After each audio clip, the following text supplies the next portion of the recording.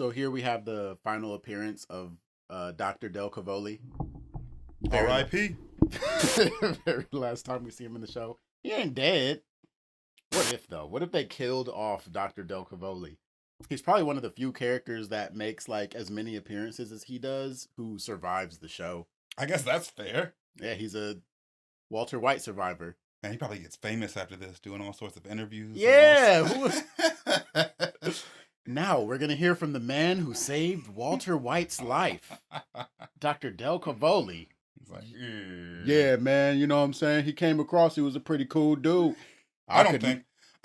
What if he just threw on Ebonics last minute? Yeah, it's his stage persona. His purpose in the show is fulfilled. Yeah. Introduced by Marie as the person who is the most likely to save Walter's life as far as the cancer treatment is going. He does a good job. He does it. Yeah, congratulations. It's probably only because they spend so much money on a treatment plan that he even survives. I agree. But yeah, as far as like the commonly recurring characters, Dr. Delcavoli is... I can't think of another one who appears as much as he does who survives other than like, you know, Walt. I mean, not Walt, but Saul. Wait a minute. Yeah, Walt doesn't make it. Skyler. She Skyler, survives. Junior. Minor characters. Ted doesn't die. At least not immediately. He's a vegetable for the rest of his life. Not a vegetable. He's a paraplegic. He's just paralyzed from the neck down. I guess, yeah, that's survival. He lives.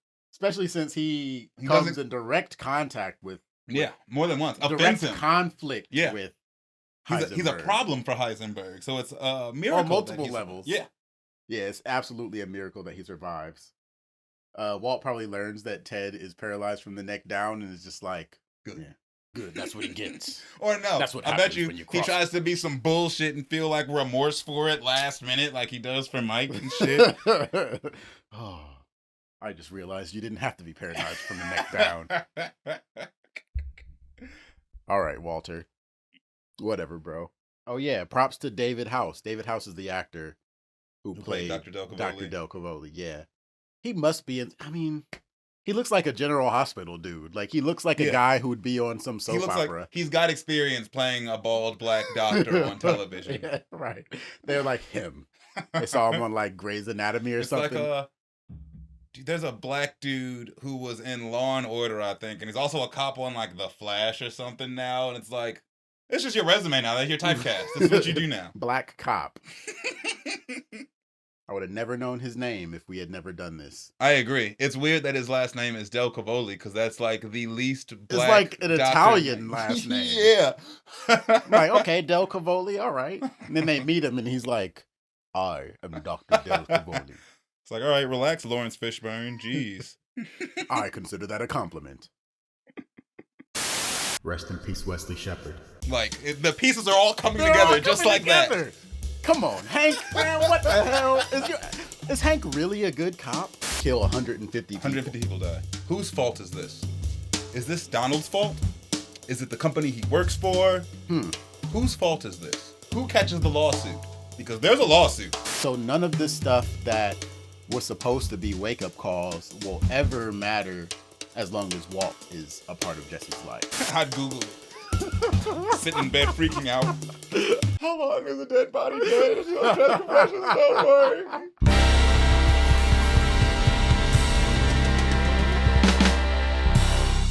Life, Death, and Dopeboys. Welcome to the show. I am Indy. I'm joined by Justin. What up? As always. Please be prepared for spoilers for the entirety of Breaking Bad. True. We're talking about the season finale of season 2. So, yeah, we're in, like, deep in spoiler territory. A lot has happened, to say the least. Like, this 10 through, like, 13, that 4-episode stretch, a lot happens. That's a good little subset of actions that'll get you for years now, I thought that a lot happened in a short amount of time. I've always thought that the end of season 2 is those last 4 episodes from 10 to 13. I really only thought was only ever like 2 weeks. Yeah, it's like some of the most fast-paced Breaking Bad that we get is like that 4 episodes. But it takes place over the course of like months. Yeah. Apparently. it makes Jane and Jesse's relationship hit harder too. I thought that they were just doing a lot of things together because Jesse had money because he was selling drugs. Hmm. But I guess it makes more sense. They've been dating for 3 months now. I've only ever thought that Jesse and Jane had been fooling around for like tops A month. 4 weeks. Yeah. Tops. No, apparently not. Apparently there's a lot of in between stuff that happens that we're not privy to, and we'll get into that a lot when we talk about the show. Yeah, we also get introduced to Mike Armin Armin Trout out. Arminhammer this episode, which is weird for them to introduce a brand new character in the season finale. But at the same time, they just introduced Gus like an episode ago. The way it is too, it almost feels like Mike wasn't supposed to be a main character. Like he was just supposed to be some like the fixer dude who shows up to take care of this, and then we don't see him anymore. I feel like Vince Gilligan is incapable of writing like minor characters who stay minor. I'm surprised we don't know more about Dr. Delcavoli, to be frank. Like he doesn't have drinking a whole problem or something. Yeah, he's an ex-boxer who like this episode was written by Vince Gilligan himself and directed by Adam Bernstein. They're actually a duo. They've worked together to open up the entire series. Cats in the Bag and The Bags in the River. Those 2 episodes were both done by that duo. And then I think they both worked together too on Box Cutter. After that, I'm not so sure, but they both have some really, really good episodes under their belt, except the last episode that we saw written by Vince Gilligan was Peekaboo. Yes. And that episode wasn't so... The last episode directed by... God, what was the guy's name? Adam Bernstein? Yeah, the last episode directed by Adam Bernstein was Mandala? Mandala, yeah. And that was a really good one. Yeah, that's a good-ass episode. He's a great director. Like, I'm glad that he chose him for the season finale, because this is a slower paced episode. It's not like the last one where like shit was happening. I think that might just be it's hard to say that, because I was gonna say I think that might just be Vince Gilligan's style, because he seems to have done a lot of the slower paced episodes, but then I'm immediately reminded of Ozymandias, so it's like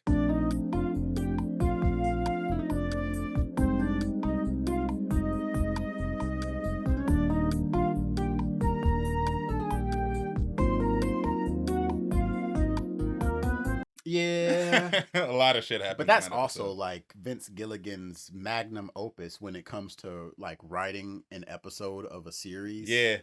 Like that, a lot of things are coming to a head in that episode. Yeah. And I think that's why it's so great and why it's so faster paced. But yeah, he's done a lot of the good ones. Peekaboo, not so much. I remember us not really feeling that episode. Jesse acts weird, Walt acts weird. It's not that they act weird. They're not good. I don't want to say they're not good characters, because they're great characters. That's why we don't care for the episode. It's a character episode where it's like a character development episode, but it's not developing either character in a positive way, and not in a positive way. Yeah, I mean, all right. So the way that I think about, and you know, obviously we're starting to talk about some other shit. So if you want to just go ahead and get into it, skip to this timestamp, like and subscribe. Yeah, do that too. But when it comes to Peekaboo, and the reason why I feel like talking about this now is because we didn't release an episode for Peekaboo. We recorded it. Just shorts and reels. We recorded it, but we didn't release it. And so that's why you probably don't know that we didn't really like the episode. But thinking about it, it did show us that Jesse has a soft spot for children. Yeah. Which does come up multiple more times in the series. Yeah, I agree. When it comes to Brock, when it comes to the 2 gangsters in season 3 using kids to do their business. When it comes to, what was the Drew Sharp? Is it Drew? Yeah, the guy who gets killed by Todd at the end of, or in the middle of season 5. But it kind of does. It shows us that side of Jesse's character, and we haven't really seen it before. So for that to be introduced, hey, Jesse has a soft spot for kids. Like, you could say that with him and his brother, but at the same time, like what he does for Jake, you could say, oh, he did that for Jake because it's his brother. He wants to cover for him. Right. But to show us, like, all right, Jesse has a soft spot for kids. And then also what he did was he went into Walt and Gretchen's relationship on a deeper level when they had that conversation in the cafe. even though we never get to learn what actually happened to cause that level of like tension and anger and all that. So, I mean, he does his thing. I just personally didn't enjoy that episode as much as other ones because he has to introduce stuff that we've never seen before. And it's like, where did this come from? That's not what bothers me about it, because I kind of like that. I like that things are left up to our imagination kind of throughout the series. So because it leaves a lot of it open-ended, Yeah.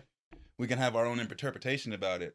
Jesse and Walt's conduct in that episode, in both of their own ways, is really questionable.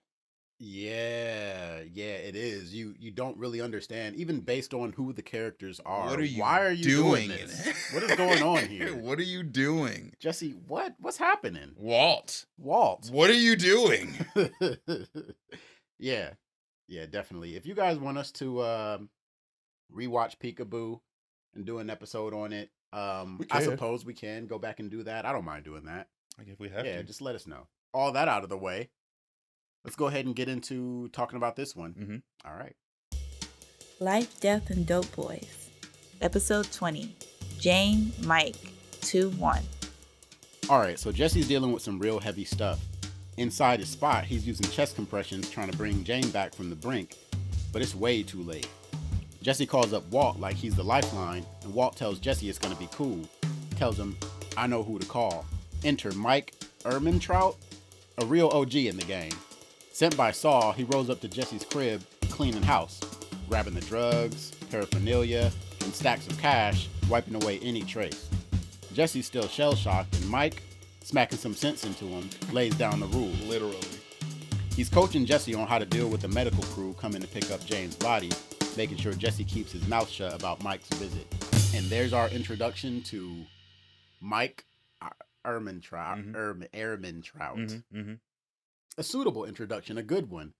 But I feel kind of jealous of the people who watched Better Call Saul first and then get to see Mike like appear in this scene for the first time, and it's like, ooh. I feel that way about a lot of these characters personally, just because you get to see so much more of them. I don't think that Mike was supposed to be in any more than this scene.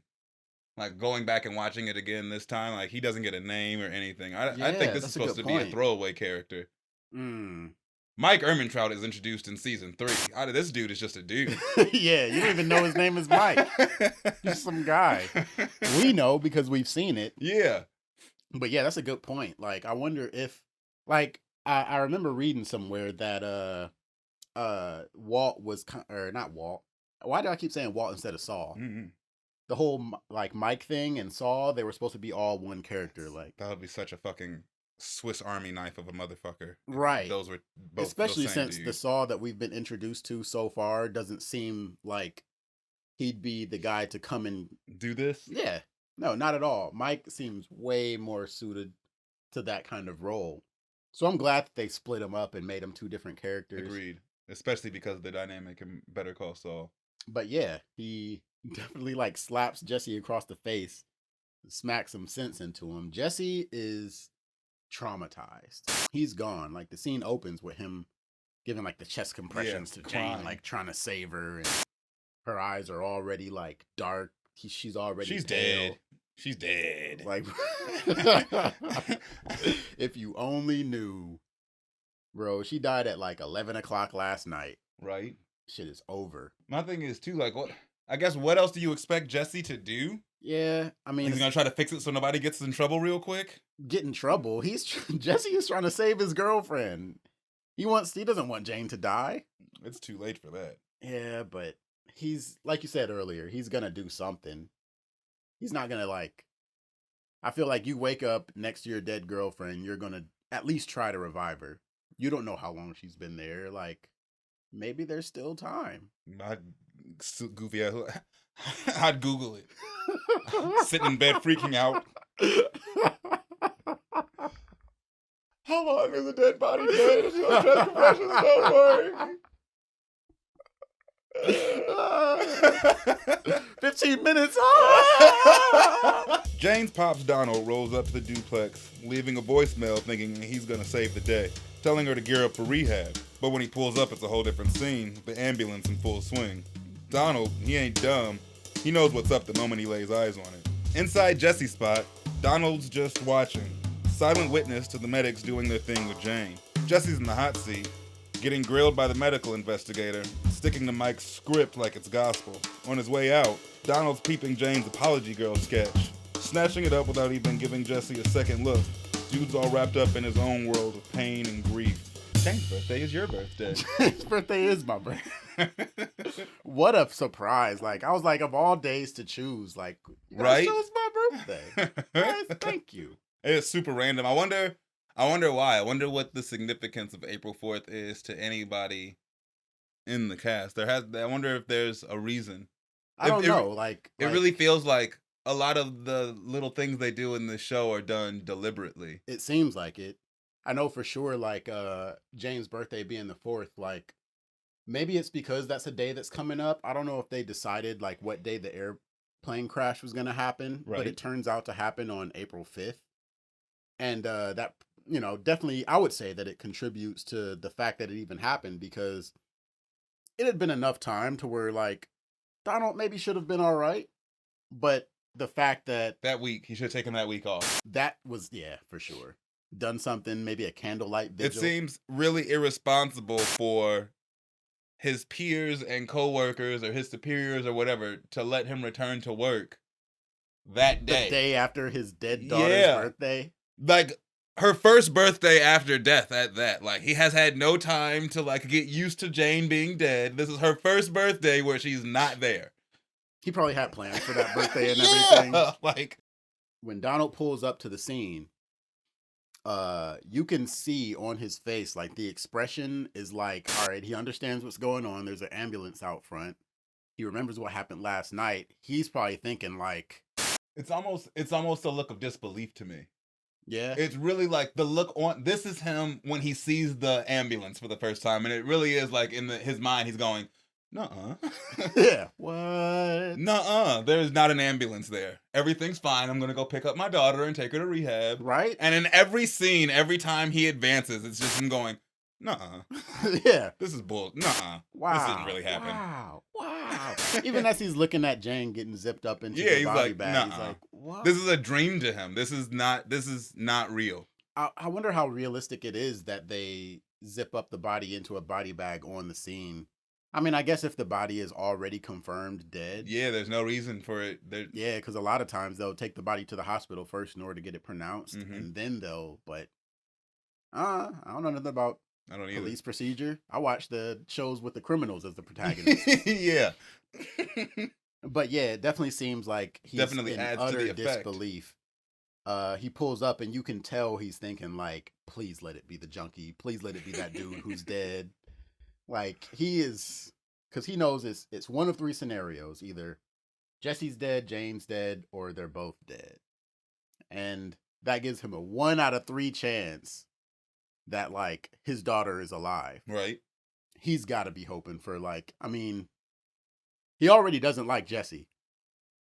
He's definitely like, I hope it's not Jane. From a parent's perspective, I would wish almost anyone was dead other than my child if it was between my child and some other person I met one time.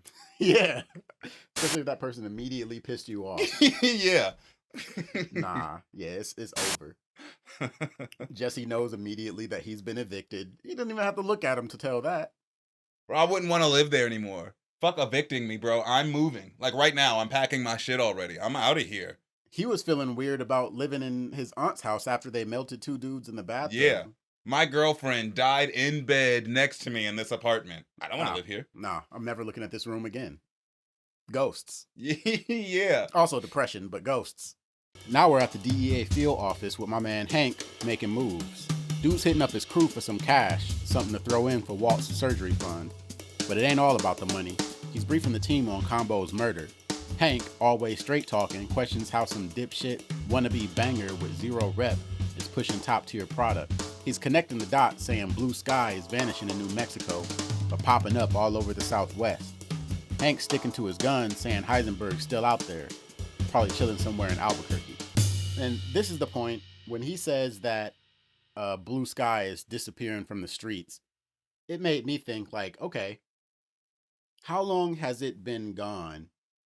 in order for him to start feeling like it's disappearing, or like the supply is low, or that they're not selling in New Mexico anymore and only selling around. So I went to the timeline. And the one I used was the one from the Breaking Bad like fan wiki, It's which like is the official one. It's the the best one official you're gonna one. It's get. like, yeah, for sure. And so I found some things about the timeline from episode 10 to the season finale that I was not expecting. So I'd like to go over it. So starting in episode 10, episode 10 ends on December 18th. We know that Jesse moves in to his current apartment on November 18th. And Over ends on December 18th. Over is the episode where Walt is through with the game. His cancer's in remission. He's like, we'll move this last 38 pounds of meth and then I'm out. It's also the episode where Jesse and Jane go through it. Jesse tries to introduce himself to Donald, and Jane kind of shuts it down, and then they have that big fight. Walt goes all handyman Walt, and by the end of the episode, Walt decides that he's Heisenberg again. Yeah. He sees that other stupid tweaker trying to buy stuff, and it infuriates him. Yeah. That day is December 18th.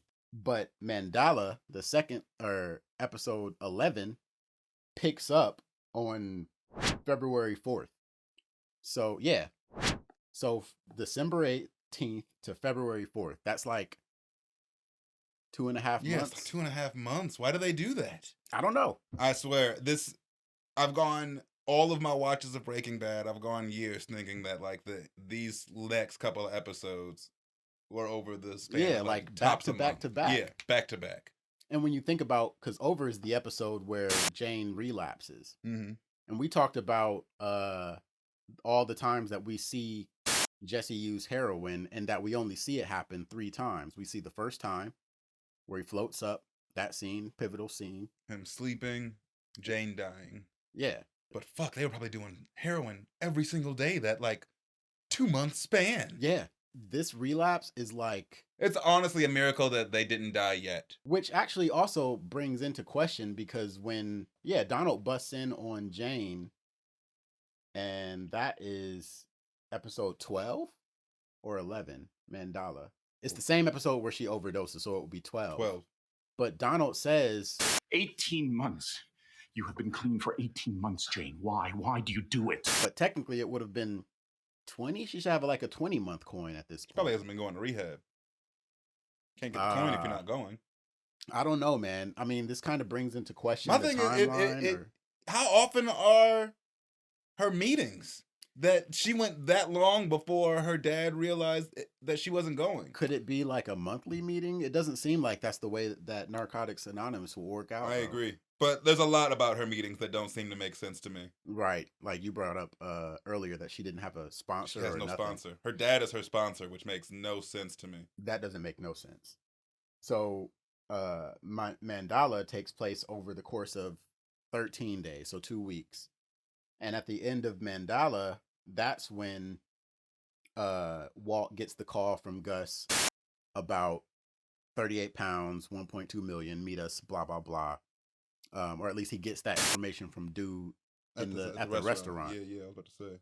So that means that Walter has been sitting on that 38 pounds of meth for like 3 months. So in that context, it makes sense that that Hank's talking about, yo, the blue meth has disappeared, it's vanished off the streets. Yeah, because it has. Because it has. It also makes sense. Well, it made sense already to me, but it makes more sense why Walt like breaks down his fucking back door and robs him for that 38 pounds. Yeah. We gotta get rid of this shit now. We got to get rid of this stuff. I wouldn't want to just be sitting on 38 pounds of any illegal substance. Yeah. Phoenix, episode 12 of season 2, picks right up where Mandala leaves off on the 16th. But then it also takes place over the course of 3 weeks. So it ends on March 4th, which is the day that Jane dies. Mm-hmm. Phoenix opens up with the drug deal.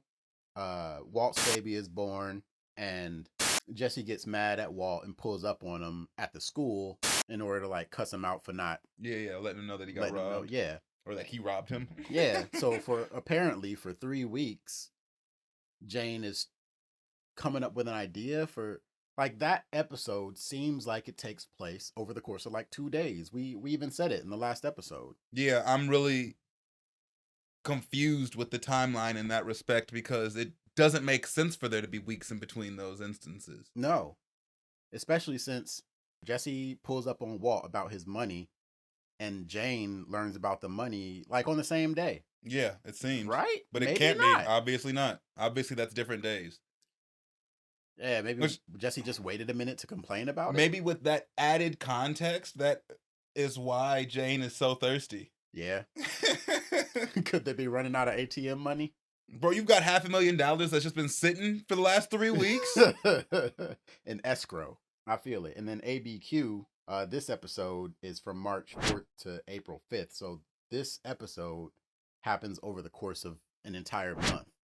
And then the plane crash happens over fucking weird. Yeah. And they don't use any type of like, because like we're talking about episode 10 ends on December 18th, right before Christmas. Like there's no Christmas trees anywhere.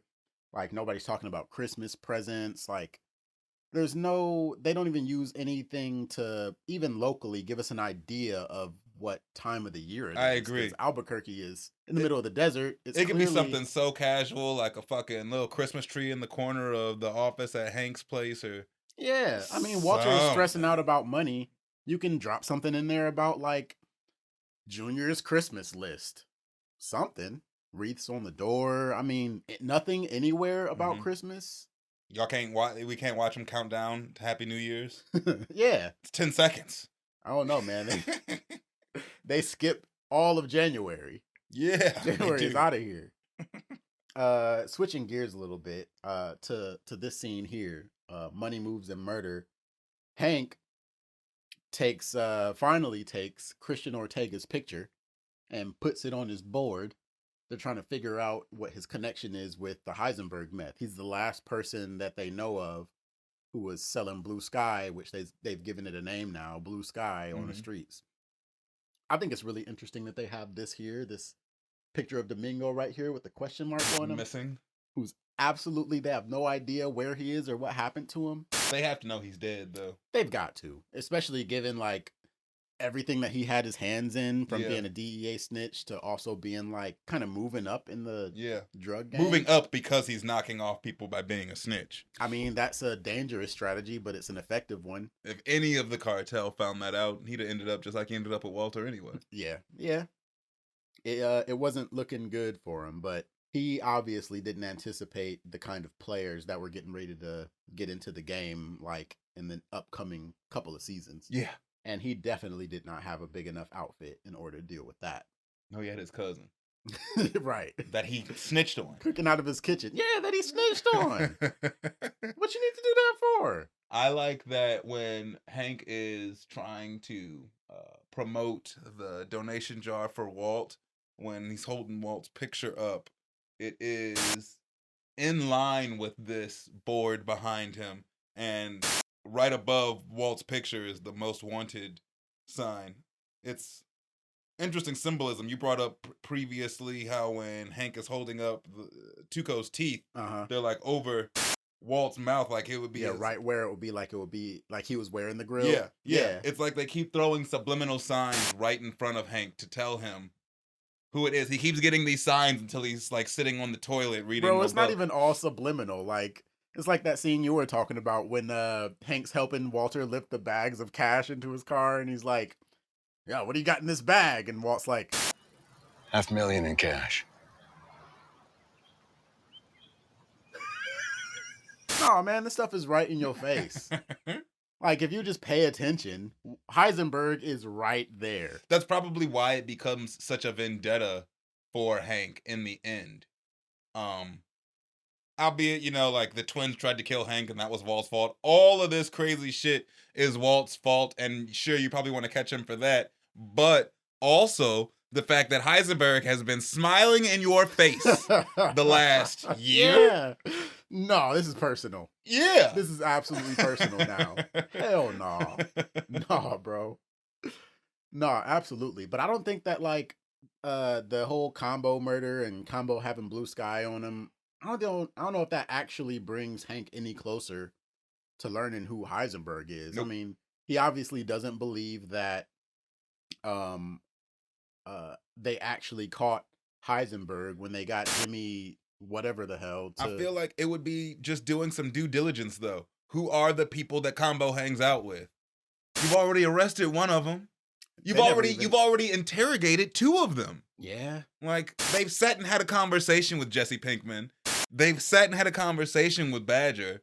Those are two of Combo's best friends. Like, it's weird that dots aren't connected. But how would you find out that that's Combo's best friend other than asking Combo? Bro, you know what I'm saying? got Combo's cell phone. Yo, man, I'm Skinny Pete. The last person he calls is Pete. That's just regular police work. Yeah, it's just regular police work. Who's the last person he called? Oh, let's go talk to them. Who are the people he hangs out with? Oh, these two motherfuckers we've already arrested for this. Especially given that Pete has a record. He's on probation. Like, Pete got out the game when he, like, I feel like that gives more, like, credence to Pete wanting to just, like, leave the game. Like, no, I'm out. Like, I'm done. I'm on probation. But it seems like, yeah, if they were able to get the meth off of Combo, then they should have his cell phone. Like, why?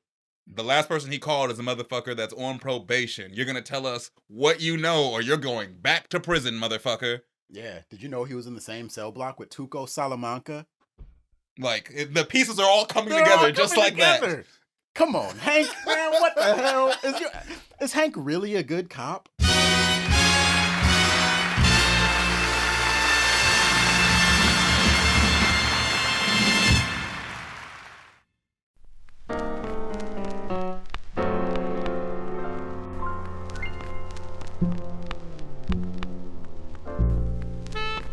You are now watching Life, Death, and Dopeboys. $90. 26 people. Virginia, Minnesota, Montana. $40. 2810. Yes. He's always there for you. He's just decent.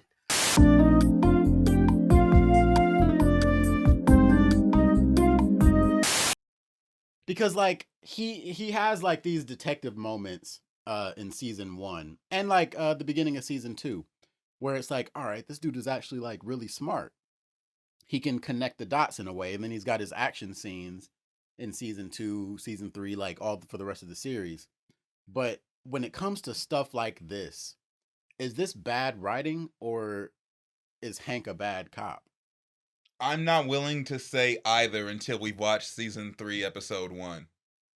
Because earlier in this show, we did this same sort of conversation over Crazy 8 and Domingo. And then the next episode opens up revealing that Domingo is a snitch. And it was like, oh, all right. That kind of made everything make sense. That's a good point. Because for all we know, I can't remember. Maybe Gus's henchman took Combo's cell phone or something. Maybe there's a reason why he didn't run the numbers in Combo's cell phone. Maybe he did, and we just haven't gotten those details yet. Yeah, that's true. From what we know right now, though, yeah, it makes zero sense that he wouldn't just run the numbers in the cell phone. See, the last person he called was Skinny Pete. Skinny Pete is on probation and was in a cell block with Tuco Salamanca. Skinny Pete is friends with Badger and Jesse Pinkman, two people we've already arrested for this. And we seized money from Jesse Pinkman. Jesse Pinkman's car was at Tuco Salamanca's shack. It's right there. It's right there. At the very least, he should have come to Walt and been like, hey, Walt, we think that Jesse Pinkman might be working for Heisenberg. You should probably stop buying weed off of him. Right. Hey, you still buying weed off of that kid, Jesse Pinkman? I think he's into some real heavy shit. While Skyler and Jr. are obsessed with the donation counter on SaveWalterWhite.com, Walt hits up Saul demanding to know where Jesse's at. Dude's on a mission. So Mike drives Walt to this rundown spot they call the shooting gallery. Against Mike's advice, Walt goes up in there, finding Jesse knocked out cold. Walt's on a mission to get Jesse up out of there, but Jesse, in a stupor, admits to thinking he's the reason Jane's gone. Walt, usually cold as ice, feels that hit of conscience, seeing Jesse break down in tears. Yeah, I think Walt feels bad for this. You think so? I guess. But I think he feels bad. I think he feels bad that this is happening to Jesse. He feels bad for Jesse in this moment. Mm-hmm. I don't think he feels bad for letting Jane die. I think that what ends up happening is what he wants to happen. Yeah. In the end. Yeah. Like, when he's standing there, those seconds while Jane's dying, when he looks like he's like realizing something, I think this is exactly, this is going to get Jesse to go to rehab. I'll be able to help Jesse if Jane isn't near him. Mm-hmm. And he does. I think he feels bad that Jesse is this down bad right now. Walter sits in the show in kind of like a unbelievable position where the shit that he does rarely affects him or his people. Yes. Like, the people he cares about. Yeah. Nobody in his family, no one in his personal circle, at least not till season 5, starts season 3?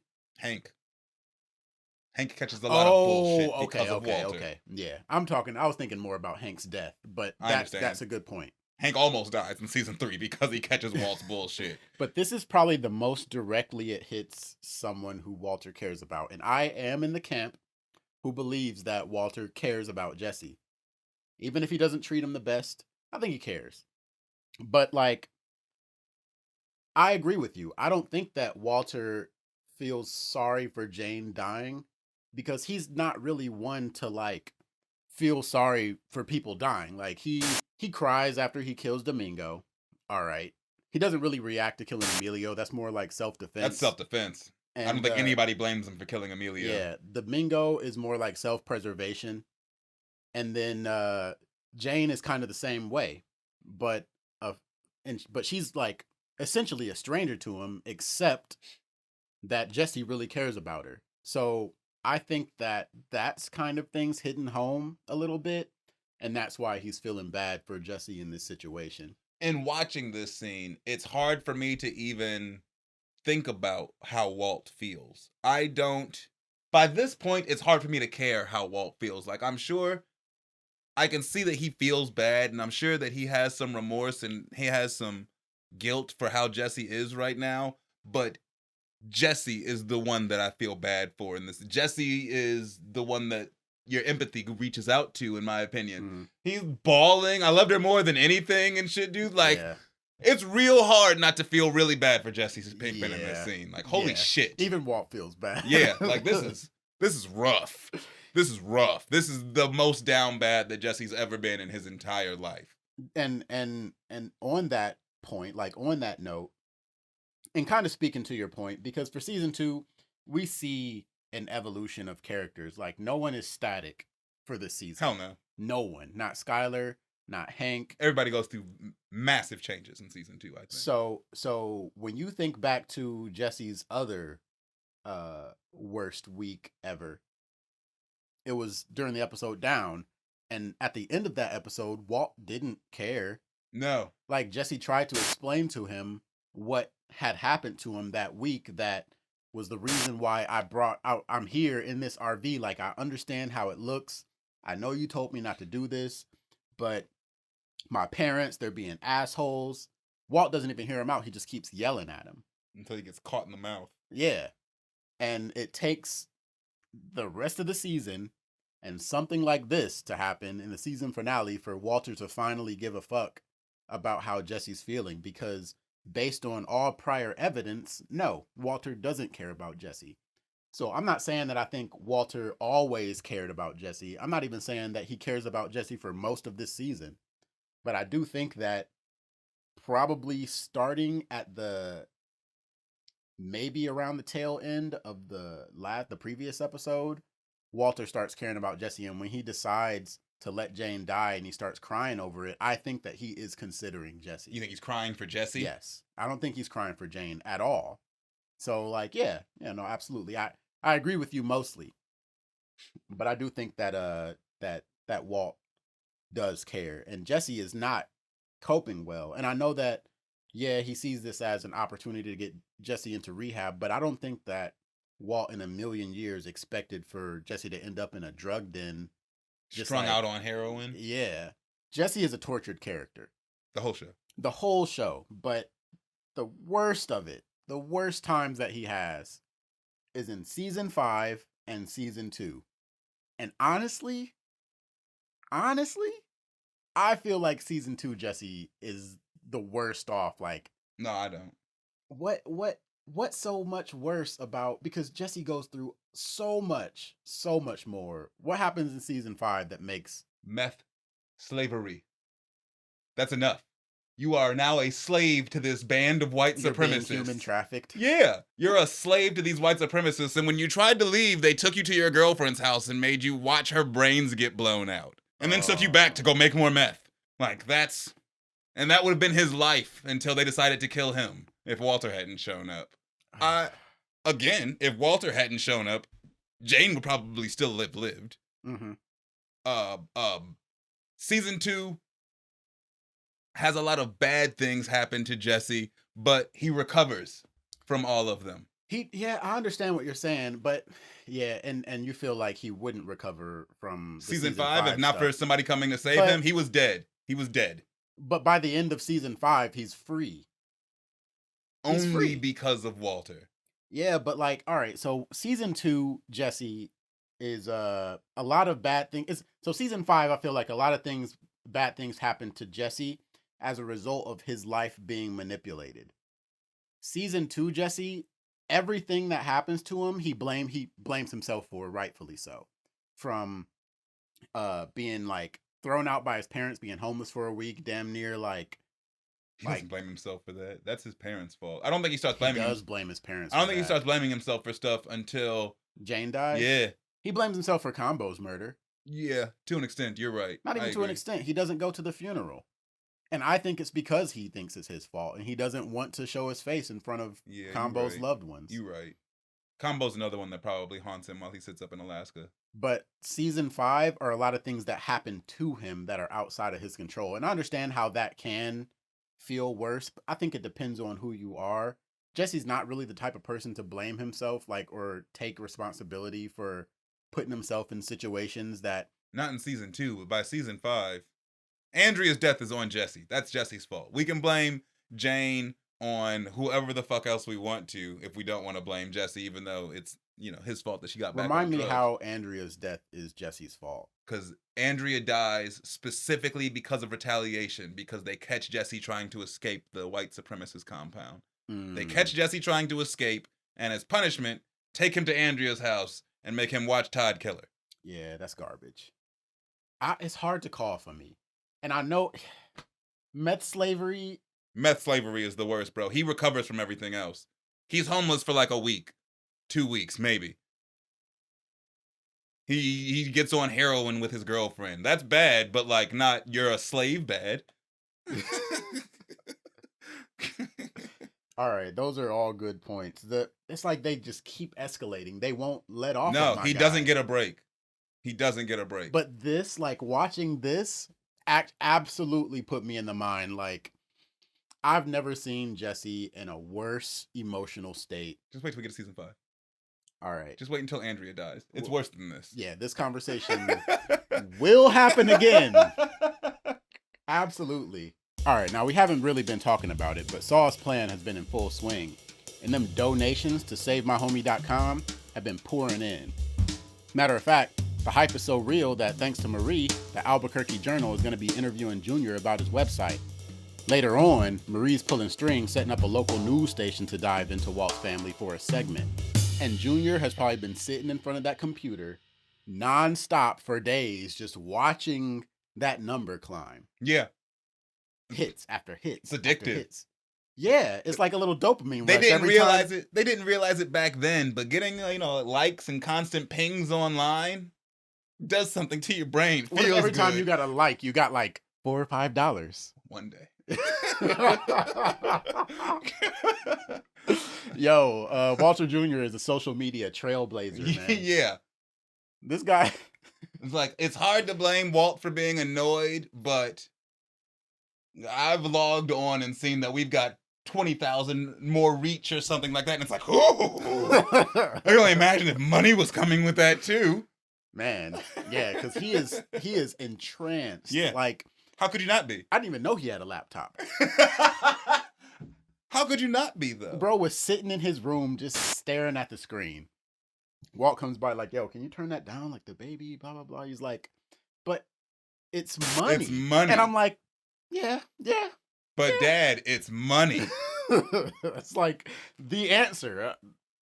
If I was Walt, I'd be like, oh, okay, sorry. That's the answer. But that is money. Like every time you hear it ping, I don't know if you knew this. That's someone else giving us money. You should be excited for this. And now he's going to be on the news. This has gone way further than Walt ever projected or expected it to go. But at the same time, he's about to launder $480,000. Do you think into his son's website? That's gonna catch some media attention. Do you think the plan would have still worked if he had sprinkled in 1 or 2, 3 large donors with those little donors? Like, I feel like a lot of the reason it's getting on his nerves is because it's constant. $5 here, $10 here, $15 here. What if he had somebody donate $10,000? Bro, I'm not. They're already attracting media attention. Like, it could just be another unnamed I'm motherfucker. sure that after the news story breaks, somebody donates like $10,000, like some local business in Albuquerque or something like that. Dr. Delcavoli comes in, donates a few dollars. Oh, these dudes paid me, or still in the process of paying me $150,000. Let me give him $10 real quick. Yeah. Like, here, have a McChicken. I feel like an easy solution, if it's bothering him so bad, ramp up the amount of the donations to launder the money faster. I don't know. I'd just go it's with anonymous, Saul's. isn't it? I'd just go with Saul's plan, man. Saul's plan is a solid one. I'll give you that. Because he obviously knows more about what he's doing than Walt could ever know. Walt doesn't even know where to start as far as getting his money. He's in Saul's office, like, complaining about how it feels to have all this money and not be able to use it. Immediately start complaining about Saul's plan. It's like, Walt, you can't have it both ways. Like, you either are going to get your money and keep it a secret from your family and launder it in some way that makes it seem like you're not responsible for the money, or you're going to tell your family that you are a meth kingpin. Like, you can't have both. I'm sorry. I agree. Unless you do something like they did in, what was it, season 4, where they bought the laundromat. And lottery winnings. Yeah. Gambling winnings. At least that way, like, you think he could have told that lie to Skyler. That would have been a lie. How do you claim like gambling winnings? Well, I mean that's a lie that they use anyway. Mm-hmm. Walt could just say, "Hey, I was having a midlife Bro, crisis and went to Vegas." I don't know. Your wife does your taxes? No. If your wife is a financial, like, accountant type, I agree. She's gonna see some shit's fishy. She does your taxes, and then you say, "Yeah, it was gambling winnings." She's gonna be like, "All right, so we're gonna expect to see like at least $85,000 hit in our tax." You can't tell the kind of lie that your wife can just Google, even though he tells her that Gretchen and Elliot are broke. Yeah, she could have just Googled that. Gray matter, net worth. I guess that kind of reinforces the point that I don't understand why he doesn't tell her anyway. Like, once he has $500,000 in the house, she's the best accomplice. He thinks that he can do it this way. But Junior's getting way more attention than he anticipated. Between Skyler, Gale, and Saul, Walter could have kept going forever. I think that when he's sitting in when the news crew gets there, right? He's sitting on the couch and Junior's sitting next to him talking about how, man, this guy is just like, he's a great man. He's a great role model. My dad is awesome. He's saying all these good things about Walt. And Walt's sitting there with this look on his face. Ask anyone, anybody. He's a great father, a great teacher. He knows like everything there's to know about chemistry. He's patient with you, and he's always there for you. He's just decent. I think that Walt is starting to feel, or it's like getting to him, like he's thinking about what he did with Jane, what he did to Jesse, and all that kind of stuff. And because this is before he checks him into rehab, I'm sure. Yes. So I think the news scene where they do the interview is before extraction. I don't know that. because he I calls. trust you because you put this together, so you would know. but the one I'm not sure about is if he takes him to rehab before or after the news crew, because I know the news crew is later in the episode. Well, I mean, where would he be if? I figure he finds him at the trap house and then immediately would take him to rehab. Where else would he go? Yeah, that's a good point too. Like to Jesse's house, to drop him off Yeah. back at the spot where his girlfriend died. Yeah.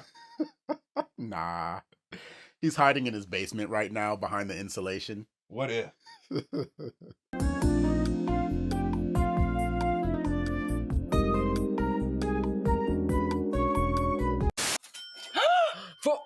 $40, 28.10, yes.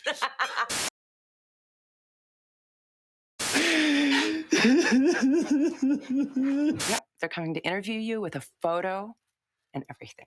Awesome. it'll mean more hits. Jesse, lingering on things doesn't help. Believe me, just try and focus on getting better, okay? He was very nice in high school, so he's a real pride of what makes school Shoot over his shoulder. Just a wonderful story. But yeah, I think that's actually getting to Walt, and he's really, really feeling bad because he knows that everything that Junior's saying about him Is a lie. completely untrue. Yeah. When his family thinks he's this great man. And I think that contributes to Walt's guilt in this episode. I can see that. I agree with you there. Mm-hmm. I think his family big upping him constantly and him knowing the truth about himself bothers the hell out of him. But is his son big upping him, but what's bothering him, or the fact that he's on the news asking for more charity? Why does he look so annoyed? Is it the situation he's in, or is it what he's listening to? Man, that's a really good question. It could be a little bit of both because he for sure doesn't want to be there. He does not want to be there. Like, his family makes him do that. like this reminds me of when Skyler had him up in that group therapy bullshit, and you could tell that he did not want to be there. That's what that reminds me of, but it's also doing that like slow close up to him that it's like, all right, there's something deeper happening. That makes me feel like it has something to do with I get that. Junior big up in him. I don't think I was gonna say I don't think they should have ever told him about the site, but then he wouldn't have been able to launder money through it. Yep. And we would have never got to this point. Because how many people would have found that site and given money to Junior anyway? He would have had to be like a master marketer. Yeah, and he's not. Mm-mm. I don't know if you ever went to SaveWalterWhite.com, but it is awful. It is hard to read. It is painful. It is What's so painful. bad about it? It looks like a website built by a 16-year-old. It reads like a website built by a 16-year-old. It's, bro, when we're not recording and you got some spare time, check out SaveWalterWhite.com. It's like, ugh. If I was Walter White and I saw that website, I wouldn't like it very much either. It was like, son, let's take some of this money and get a professional web designer at the very least. Look like a MySpace This page. is it. Yes. Some weak-ass HTML real quick. Yes, bro. It looks bad. And then Walter Jr. sucks at, like, English. Spelling. Grammar. Sentence structure. We're in the DEA office, and Hank's boss, ASAC Thunderbolt Ross, is doing the introductions. 3 local big shots throwing some cash in the agency's way, and guess who's in the mix? None other than Gus Fring. Gus peeps Walt's photo on Hank's donation jar and starts asking questions. Hank lets him know that Walt's his brother-in-law battling lung cancer. Gus, playing it slick, slides the donation into the jar. Bro, I wouldn't be surprised if those other big shots were also like drug kingpins in some way, like crime bosses too. At the very least, they're very high up, businessmen. Like very influential businessmen. Yeah. I guess it doesn't really seem out of place because Gus is a very successful businessman. Yeah. It doesn't Known in matter the what community. his business is. But like those other dudes, like they fall back quick. Like it doesn't take long for it to just be Gus and Hank. They're like, oh, okay, great. I don't give a fuck about this. It's not even that. The 3 of them are on a tour with ASAC Thunderbolt Ross.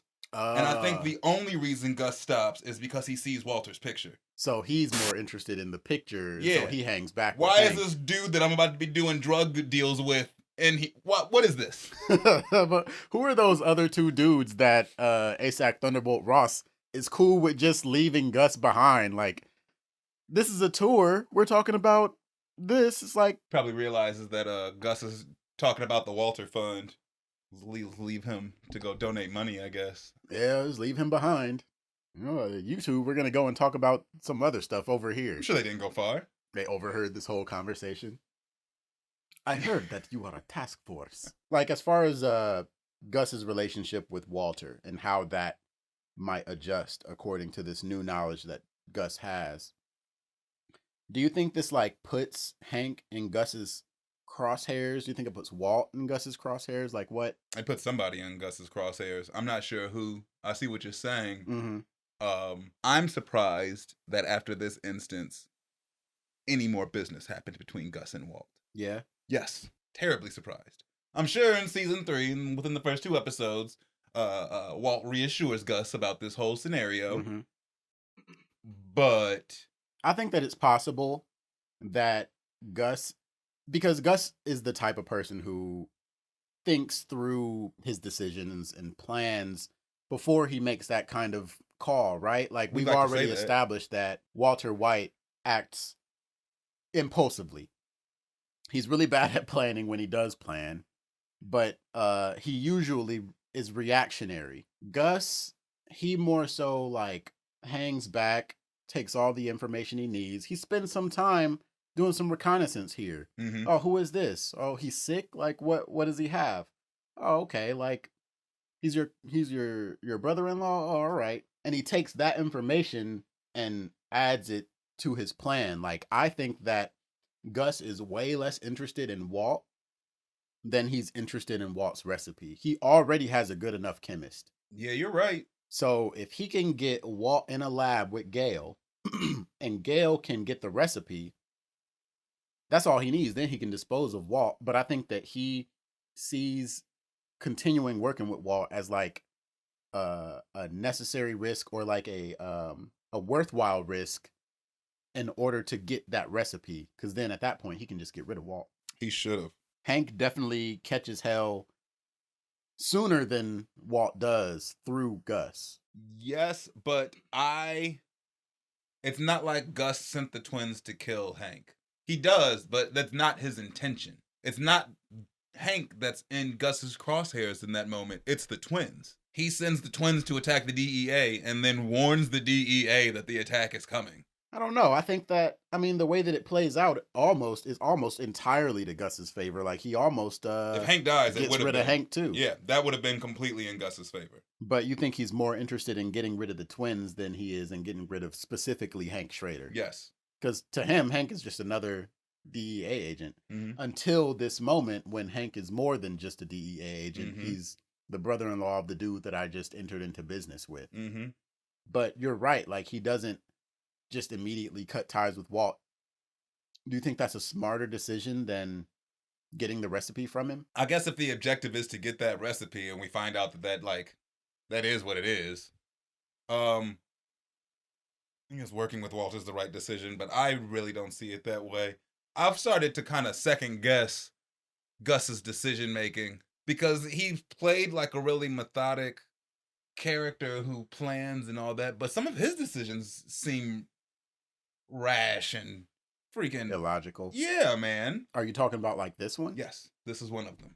Yes. I think that Gus versus Walt is like it's like a battle of the minds, but Walt is more of like a restless, more sporadic force than Gus. I think that Gus is a lot more calculating, like you were saying, methodical. Mm-hmm. But I think what's changed for me is my view on Gus's motivations. Like, what does he want? What is he actually in it for? Like, you feel like when you meet him, especially when you first meet him, that he's just like a low-key businessman. He's just trying to make money. But as you get to know him throughout the series, you understand that he has emotional vendettas. You understand that there's more to him than just being methodical. I think the way that he thinks and the way that he plans is still in line with your initial like vision of him that you feel like is changing. But when you take into consideration just how risky he is, like, he's not risky in the sense that he's going to compromise his identity and bring himself into the legal system, but he's risky in a sense that he's willing to do things that might put him in a little bit of a disadvantage. Like, he thinks that he can win. Like, he has the wherewithal to be able to weather both storms. He doesn't take into consideration how crazy Walter is. I think that he thinks of Walter like he's just as rational as he is, I and agree. that's the mistake that Until he makes. starts doing crazy shit. Yeah. Because by all accounts, Gus should have outmaneuvered Walter. He should have. But Walter is so, like, Crazy. yeah. And Walt doesn't have anything to lose for a good chunk of this, except for his life. You talking about season 3? Yeah, when it comes to his business with Gus specifically, yeah, doesn't have anything to lose. Gus has way more to lose and way more damage control to do. Like, he has to try to placate and accommodate Walter. Walter can do whatever the fuck he wants. He has a product that everybody wants and only he knows how to make. Walt's on the move, taking Jesse to Serenity, a top-notch rehab spot. Jesse, sitting there in the bathrobe by the pool, drops a heavy truth. What you said in the desert, I get it now. What you meant, I deserve what happens. He's referring to the conversation they had in, 4 Days Out? I think so. Where they're in the desert and they both think that they're gonna, like, die in the desert. And Walt is like, I have it coming. I deserve this. so Jesse is starting to feel that same way. It feels like the first time that Jesse is actually taking accountability for things that happen to him, but he doesn't realize how not his fault this is. Yeah. Like, out of everything that's happened so far, you can actually blame Jesse way more than you can blame Jesse for what happened here. Jesse didn't kill Jane, but he feels like he killed her. But he didn't. It's because he doesn't know a slightly important detail. I feel for Jesse, and I'm hard on him sometimes, but it's gotta suck. Like, from the outside looking in, you know, we have the dramatic irony. We're in that position to where we know that this isn't Jesse's fault. We know that he's talking to the guy who killed Jane. But at the same time, this is the wake-up call that gets him to turn his life around. He needed this. So then is Walt right? A person didn't have to die, or shouldn't have had to die, for Jane to go to rehab. Or for Jesse, rather. Jesse just needed people around him to be like, hey man, you should, you know, maybe check yourself into some sort of therapy.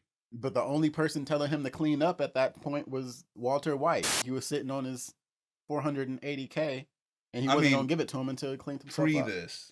Oh, well, his parents were telling him that, but they are not around him. Everybody else around him does drugs or is in the drug trade. Yeah, they're not going to let him stop. Regardless, Jesse needed some wake-up call. Jesse needed some big thing to happen. Mm-hmm. And it's like, big things keep happening. Slowly but surely, they get bigger and bigger until it's like, you can't avoid this. You have to deal with this now, Jesse. Because getting kicked out of the house that you were living in by your parents is a wake-up call. Having to sleep in the fucking Winnebago covered in porta potty juice is a wake-up call. Getting your friend Badger arrested, getting your friend Pete robbed, getting your friend Combo killed are all wake-up calls. Yeah. Damn. Something like this, maybe it did happen. Yeah, it had to happen. Something like this had to happen to Jesse for him to actually take notice. But given Jesse's situation in this season so far, and even season 1 to a certain extent, like, is there any getting out of this while Walter White is still in his life? Like, maybe Walter is the thing that he needs rehab from. Like, yeah, he needs to stop doing drugs, but what he really needs to get away from is Walter White, because even if he goes to rehab, and it's proven throughout the show, it's what happens. Even though he goes to rehab, having Walter White in his life still it puts him in a, according to you, even worse situation than he was in before. For sure. So none of this stuff that was supposed to be wake-up calls will ever matter as long as Walt is a part of Jesse's life. Yeah, you're probably right. After he gets out of rehab, he probably should have changed his number, blocked Walt's number or something. Yeah, because like with the Tuco situation where he gets kidnapped, Walt takes his gun. Arguably, Jesse wouldn't have got kidnapped if he had his gun with him. Maybe not. Maybe not. Arguably. He could have defended himself or at least tried. Shit. Mm-hmm.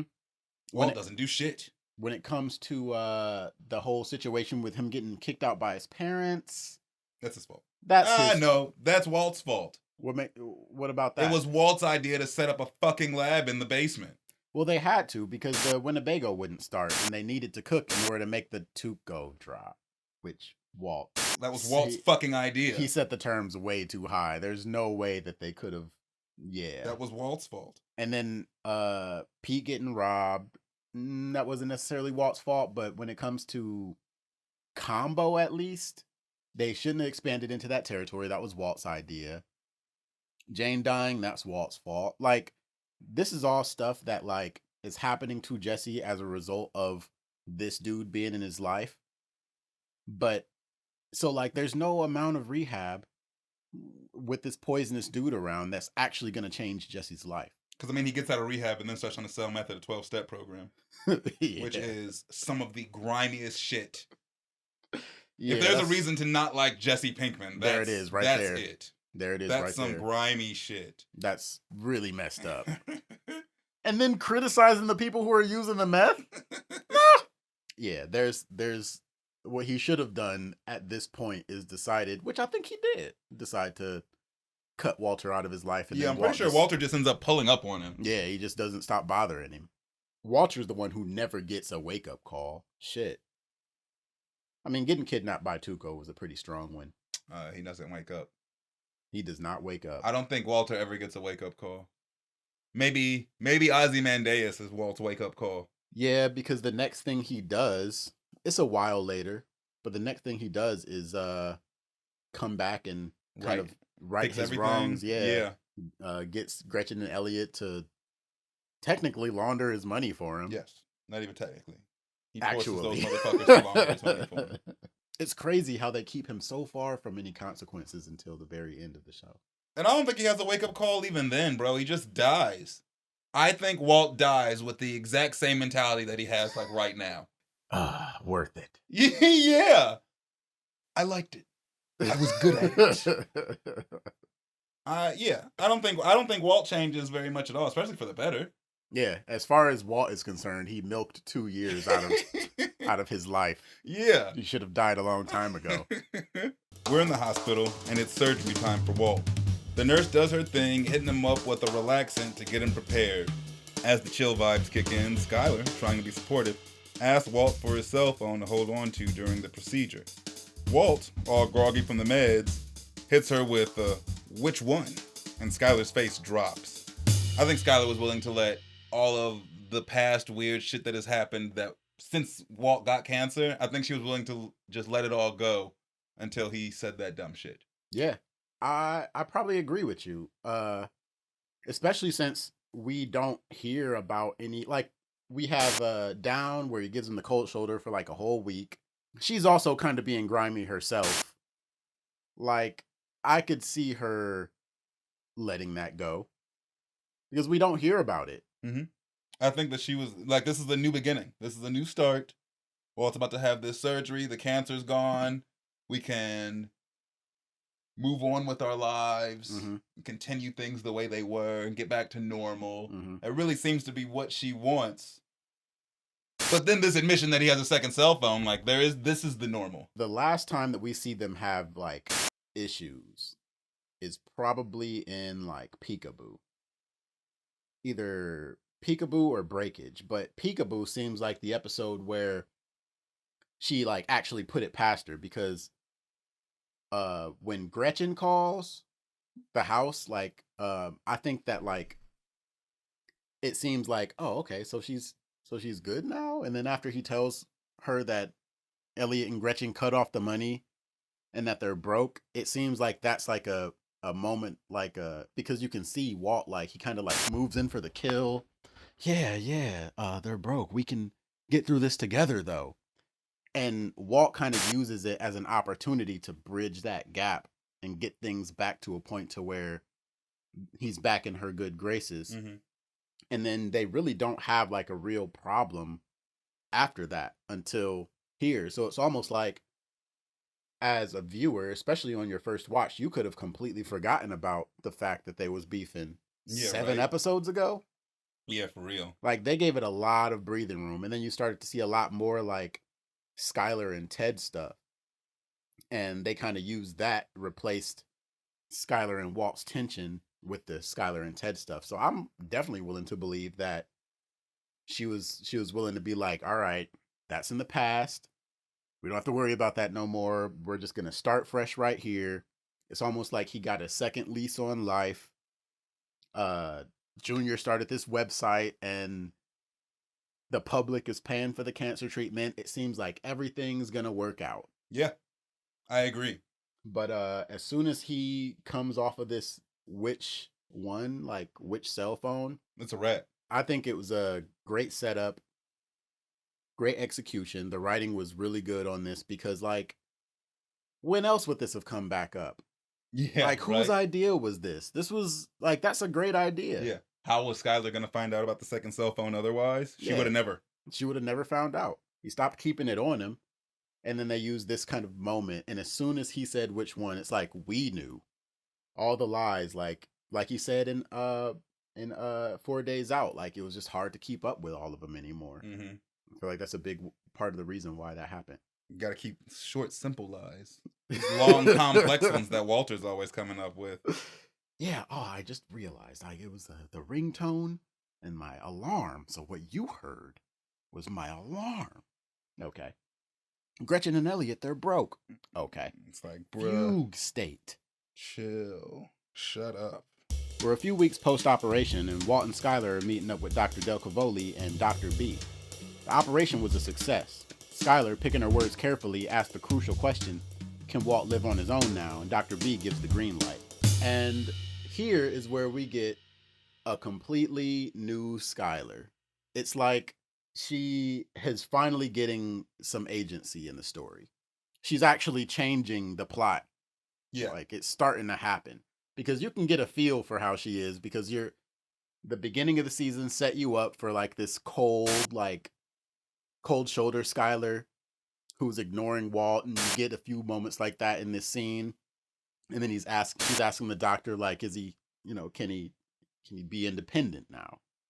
And it's like, okay, something's getting ready to happen. We know that he just confessed to the second cell phone, and it's like, all right, something's about to happen. She's setting him up for something. And so it's like Skyler can start driving a plot story developments, and it's about to set up the whole new status quo for the third season. Skyler is about to set it up, not Walter, not Jesse, not Hank, not Tuco Salamanca.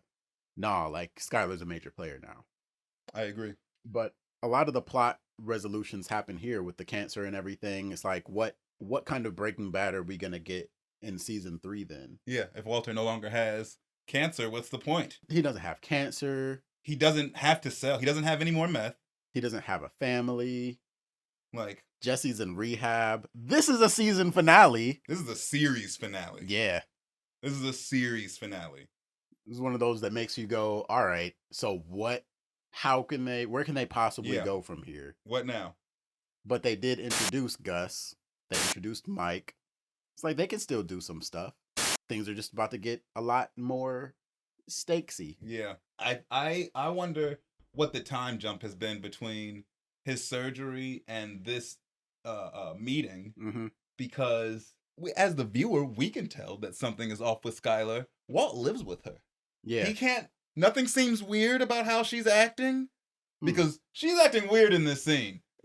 How do you know she hasn't been weird? You know how like Walt has this like weird persona? Oh yeah, like Skyler just has a fake at-home persona. Yeah, she's the mom from Malcolm in the Middle at home for the last like 2-3 weeks. Everybody's terrified of her. Well, we know for a fact. Well, we know based on the timeline that we saw that this episode happens over the course of a month. Basically, the question is, where's the time skip?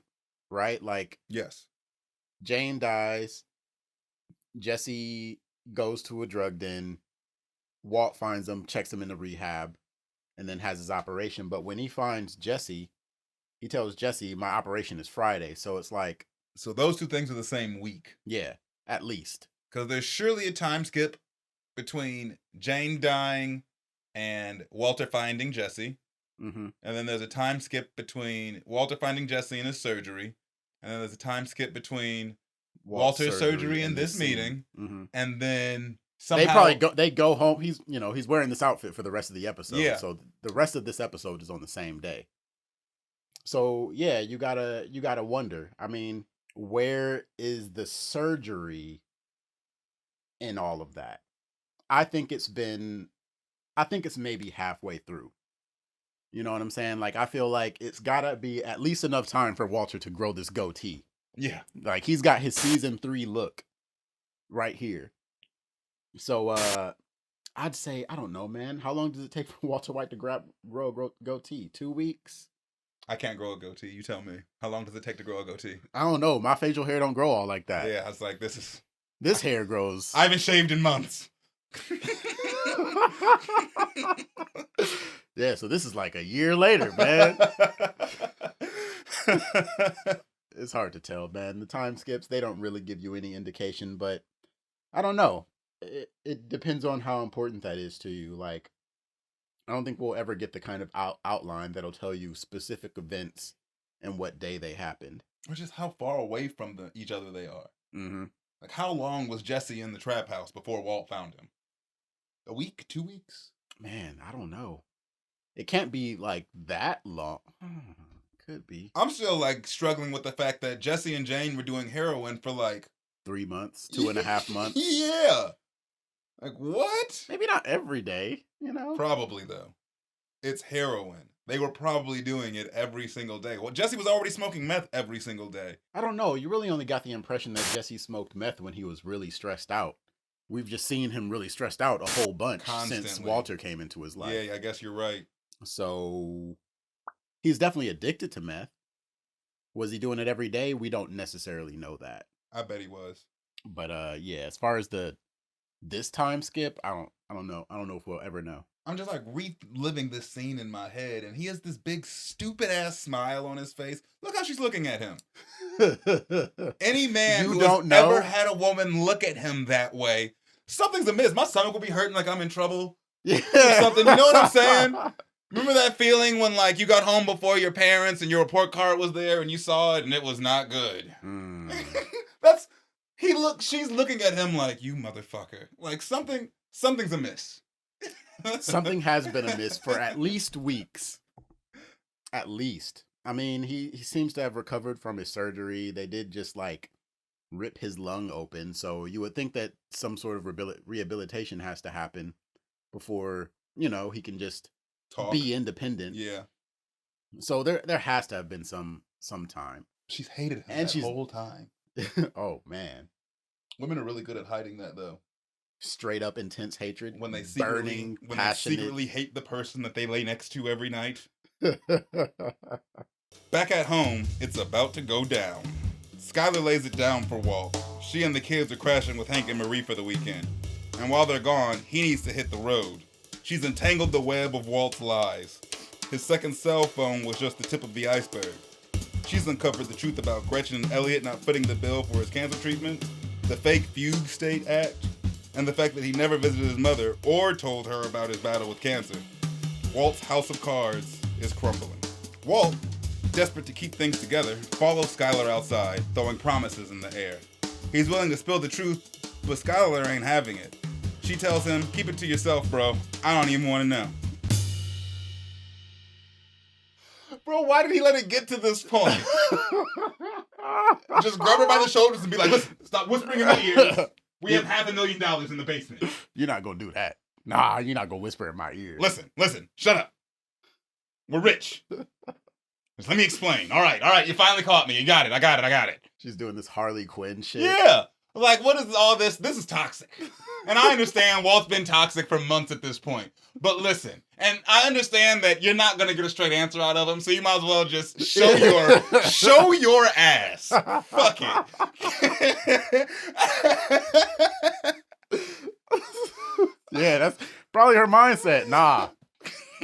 She's given up she's on been knowing waiting the answer. weeks for this. This has just been And, building up. Bro, imagine every time that she thinks that she's figured it out and she calls somebody for answers and she doesn't have it figured out, it probably just spins some even crazier shit in her. She probably had it figured out when Walter's fucking Gretchen. And then you call Gretchen and have that conversation and it's like, well, Walter's not what Gretchen. the fuck is going on?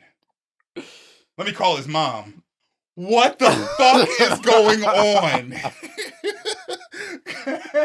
Fuck it. I don't even want to know. Yeah. I don't even want to know anymore. We're leaving. Junior, pack your bags. We out of here this weekend. We're going to tell Walt at the last minute and then dip. Junior's probably already at Hank and Marie's house. Yeah, probably. Or Chilling. she's going to pick him up from school. But like, how did you let it get to this point? Everything that you've done in this show so far has been for your family, and your family is about to walk out the door. And you don't just up until like... We got $500,000 in the basement right now. That's the way I feel about it. I feel like if you're doing it for your family and your family's getting ready to leave because of what you've been doing... It's time to spill the beans. It's time to spill the beans. Like... What's the point of hiding it anymore? You're why about to is it a lose secret anymore? Who are you hiding it from? You if your family's gone. You don't have cancer anymore, so you don't need this money for cancer. Like, what are we doing? What are we doing? You're gonna let your whole family leave for what?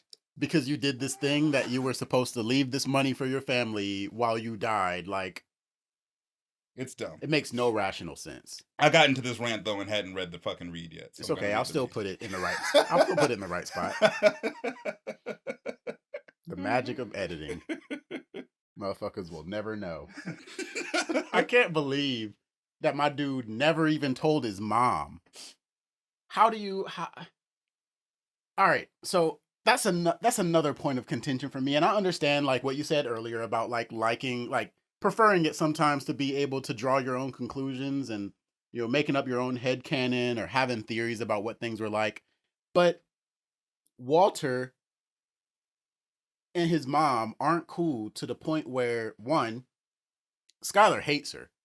Because there's the one episode where he did say that he was going to, you know, visit his mom, and he's like, you can always call if you need me. And she's like, what, and risk talking to your mother? And then here it's like, maybe that's why they're estranged. When she says, I called your mother, she says it begrudgingly, like, and you made me have to do something. You made me call your mama. And you know how I feel about that bitch. Yeah, something happened between Skyler and Walt's mom, or Walter and Skyler, or the trio. I've got a whole headcanon built about that all Walter and the women in his life. Maybe Walter's mom was just very overbearing. So overbearing that it's like that you wouldn't tell her that you have cancer. Yes. Because now she's coming down to Albuquerque to help tend to me or some shit. Yes. She's gonna move into your house. Bro, you don't know. We don't know what kind of person that she is. We just know that Skyler doesn't want to talk to her on the phone, and Walt didn't tell her about his cancer. And there must be reasons for both of those. It's got to be more than the fact that he didn't talk to her about his cancer. Like, he hasn't talked to her at all. Mm-hmm. Like, but that doesn't necessarily mean that they're estranged. And I could understand maybe not telling your mother that you have cancer, especially at their age and shit. I can understand wanting to deal with this myself and not knowing how to unpack this to tell my mom. Bro, your cancer is damn near terminal. I don't even understand how he came back from it. I mean, it's fiction, but there got to be some cases of people coming back from like late stage cancer. I'm sure. So I'm not saying it's impossible, but when the prognosis is bleak as it was for Walter White, man, like it seems like you would want to tell your loved ones. There's never no indication that Walter has any siblings. So that's probably the only person left in his life. Yeah, but man, Walt didn't want to tell Skyler. Walt didn't tell Hank and Marie and Jr. Skyler did. Walt didn't want to tell anybody. And if he could have gotten away with it, he probably wouldn't have. His mom lives in another state. Ain't no reason to call her. Dang, man. For real, Walt? She said, not only did you not go up there, she didn't even know you had cancer. I got to know the story behind that. Give me like a Breaking Bad animated series by Jendy Tartakovsky or something like that. And Walter's mom, Mrs. White, liked fucking Gretchen more. That's what it was. Yeah, I'm still not sure that that Skyler even knew that Walter and Gretchen ever had a thing in the past. Until that conversation, maybe, because I bet that they had a long ass conversation. I yeah. bet Skyler aired out her every insecurity on the phone with Gretchen, trying to figure out if Walter was fucking Gretchen. Why does Walter have a second cell phone? Who is he calling? Like, your only conclusions that you can even draw right now is like, all right, he might be a whole criminal. Yeah, he's doing something illegal. Yeah. That second cell phone is especially for when you're like, illegal. all right, because she said that all the bills were paid up, because that's where the Gretchen thing led to. Like, all right, so he's not cheating on me. She also told me that they're not paying for the cancer. So how is the cancer almost paid off? Like, how's your treatment almost completely paid off? Where's that money coming from? That's like dozens of bands. Almost definitely more than no, I think the surgery, the operation cost more than the cancer treatment. Mm-hmm. But it's still at least in the six figures what they paid for Walt's cancer treatment. Mm-hmm. I agree. So yeah. She didn't even want to know anymore. And I understand that because like it's probably bad. Yeah. He's probably into some bad shit. I get that. But it should have never gotten to that point. Do you think at any point in this conversation, if he had stopped her and just like led her to the basement, do you think it would have mattered for her? At this point, she's made up her mind. Yeah. That's what I feel like. I feel like there's nothing he could have done to stop her from leaving. And that's kind of like exemplified by the fact that when he does, if I tell you everything. It was just a platitude though. Like it was too late for that. Yeah. Like, what do you mean if I tell you everything, will you stay? Like it's too late. That was a platitude. He should have admitted what was going on when she was like, I'm leaving and you need to be gone.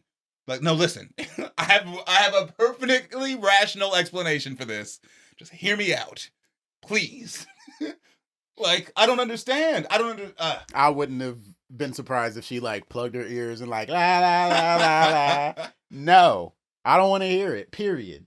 Get out of my face. Whatever you say, I'm going to forget it. Just called the police. For real.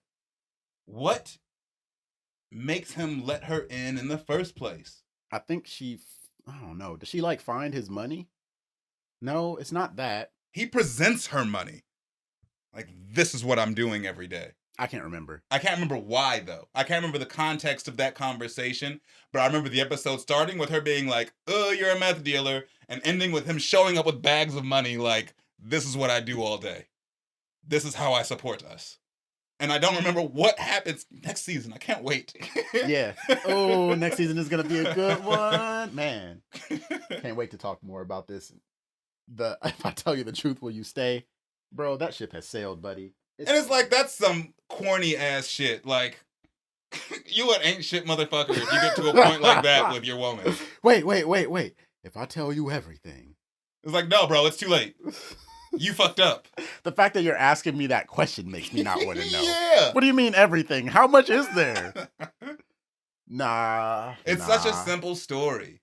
I wouldn't even give details. Yeah, you don't need to tell her that you strangled a man to death with a bike lock in the basement. God, I didn't even mean details like that. I meant like I wouldn't tell her that Jesse was my partner or some shit like that. Hell no, we're not getting into the murders. But bro, like in order to answer all those questions, he has to like, because there's the whole fugue state thing, right? Do you think that, yeah, because he would have to answer everything that she went and did research about, the fugue state, Gretchen, what he was doing, like Gretchen, all that. He would have to like come off of that. Imagine learning that your husband got stranded in the desert for 4 days and almost died while crazy. Yeah. No, but look at this $500,000 we have in the basement. Does it like, I mean, yeah, like outcomes, but that shit's in the past emotional damage. Yeah. Well, like that still hurts. You know what I'm saying? Oh, you almost died multiple times. You were held at gunpoint. You were almost sent to Mexico. Mexico. By this ex that day that I went outside mid-conversation and didn't come back, I got kidnapped. They pulled up to our house. It's over, bro. Yeah, they were actually watching me for like a week or two before they kidnapped me. Everything that he would have had to come up off of in order to answer all of her questions would have ended the relationship anyway. He would have had to at least cop to everything since Tuco. He wouldn't have had to say anything about Domingo and Crazy 8, or at least about them being killed. Right, because I doubt she'd have any questions about that period of time. Yeah, but Tuco on, he'd have to answer to. Yeah. And that's a lot of stuff. Yeah. And you better pray to God she doesn't say anything to Marie, because now you're going to prison. Nah, she wouldn't say anything to Marie. She knows better. Obviously, because she doesn't. She doesn't. I just can't remember the context. But we'll see soon. We're at the Air Traffic Control Center, and Donald's grappling with grief. He's identifying a charter plane, JM-21, but in his moment of distraction, he slips up, calling it Jane Mike 21 instead of the correct Juliet Mike 21. Sweat beads on his forehead as he tries to course correct, but the radar screen ain't looking good. JM-21 is on a collision course with a commercial airliner, Wayfarer 515. Meanwhile, Walt's chilling by his pool, lost in his thoughts. Suddenly, a massive explosion shakes him to the core. He looks up to witness the horror of two aircraft colliding, smoke and fire filling the sky. Mouth wide open, he sees debris raining down, and then a pink blur splashes into the pool. It's that damn teddy bear. And that's season 2. Damn, my guy's first day back on the job, and you accidentally kill 150 people. 150 people die. Whose fault is this? Is this Donald's fault? Is it the company he works for? Whose fault is this? Who catches the lawsuit? Because there's a lawsuit. It never gets touched upon because it's not important to the story of Breaking Bad. But 150 people died when this dude accidentally crashed 2 airplanes. Somebody had to answer for that. Somebody's responsible. Now, is he responsible because he did it? But he's going through some stuff mentally. He shouldn't have been there in the first place. And his job should have probably done a better job to make sure that he was mentally stable enough to be doing this. He should have had to sit through a class or something, a psyche eval, something. This is the day after his daughter's birthday. Like a training day or something, or like he's being shadowed. He's shadowing somebody. No one realized that yesterday was Jane's birthday? Nah, not even us. Whose fault is this? I think, you know what? It's crazy because literally just like 4 episodes ago on this show, I was expressing some ideas about this plane crash that I'm like, yo, it comes out of nowhere. It never has like an impact on the story. But it kind of makes me feel like this is what Breaking Bad season 2 is about, right? Like if you take season 2 in a microcosm and just think about it from start to end, then this season is about cause and effect. It's about like the butterfly effect and how tiny little things happening can change or cause something to happen that's so bizarre and far removed that it's hard to understand or hard to get down to how this happened and whose fault it is. I think that my views on this airplane crash has changed because I now understand Donald's role in this. I understand Jesse's role in this. I understand Jane's and Walt's role in this, and how all of that stuff together created this situation that caused this plane crash. It's not any one person's fault. We understand Donald's involvement in what happened. We understand Walt's involvement in what happened because if Jane didn't die, you know, this grief never happens. He never makes this slip up. But if Donald and Walt don't meet in that bar, then Walt never goes back to house and Jane doesn't die. But if Jesse would have made that drop and had not been high on heroin, then like there would be no reason for Walt and Jesse to be fighting over that $480,000. But if Combo hadn't been shot, they wouldn't have been on heroin in the first place. Yeah. It's like, and it goes all the way back. And a lot of like TV series, they do it to where like the season is just a bunch of stuff happening. And yeah, there's a lot of cause and effect that goes into it. But Breaking Bad, like every episode has multiple points where it causes these like ways that it can go off in 2 different directions. Well, what if that didn't happen? A lot of the conversations that we've been having on this show about season 2 has been, well, what if it had happened that way? Or what if this didn't happen? Yeah. I really appreciate this plane crash in this season finale now as like a punctuation mark at the end of season 2. And I think the point of it is for you to ask that question that you asked me. Whose fault is this? I definitely don't blame Donald. I mean, I remember at first, when I first watched this show, in fact, probably my first 2 times watching the show, I thought he did it on purpose. I did too. I thought he did it intentionally. I thought like, I don't know what I thought he was thinking, like he was mad at the world, or I thought he had just like on... fucking snapped or something. I thought he did it on purpose. Yeah, because of what we were talking about earlier, how like you don't understand the language of the air traffic I didn't controller. realize that he had a slip of the tongue and accidentally said his daughter's name, and that's what fucked it up. I didn't realize that this was an unintentional event. Yeah. Because I didn't understand what the fuck he was saying because he's saying it so fast and shit. But every air traffic controller watching the show was like, oh, he just fucked up. Yeah. He just fucked up. Yeah, I kind of envy people who understand air traffic controller language for that reason. It's kind of like I think we talked about this the first round, but it's kind of like in Adventure Time, which is a show that I'm watching for the first time, like right now, and the character Lady Unicorn speaks in like Japanese the whole time with no subtitles. No subtitles, so like you don't know what she's saying. Jake somehow understands her. He's fluent in Japanese. Yes, he never speaks it though. But like anyone who is fluent in Japanese can follow the conversation, like they understand what's happening. Mm-hmm. But like not me, so I'm always like, man, I wonder what she's talking about. I think that is the reason for my misunderstanding of this the first time, because like I'd never understood the context. Like I never saw his nervousness or even like followed the watched it with subtitles on. Yeah, with the subtitles. That actually really helped. Subtitles is what did it for me. Yeah. And you're like, all right. He clearly sent this ship up to this altitude, or this plane up to this plane up to the same altitude, and then then pretty much tried to go back and course correct him, and that just did not. He even says like disregard.